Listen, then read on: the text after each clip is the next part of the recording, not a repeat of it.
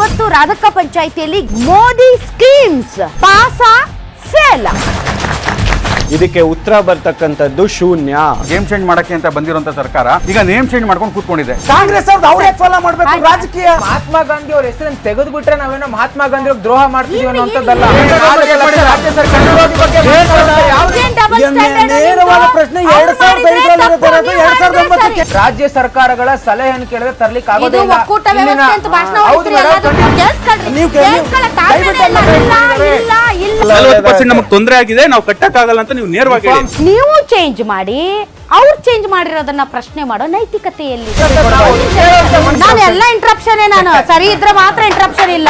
ದ್ವೇಷ ಭಾಷಣ ಕಾಯ್ದೆ ತರಲಿಕ್ಕೆ ಬೆಳಗಾವಿ ಸುವರ್ಣಸೌಧನೇ ಬೇಕಾ? ಕರ್ನಾಟಕದ ಜನ ಏನ್ ಭಿಕ್ಷೆ ಬೇಡ್ತಾ ಇಲ್ಲ, ನಾವೇನ್ ಭಿಕ್ಷುಕರಲ್ಲ. ನಮ್ಗೆ ಬೇಕಾಗಿರೋದು, ನಮ್ಗೆ ಬರ್ಬೇಕಾಗಿರೋದು ಕೊಡ್ಬೇಕಷ್ಟೇ.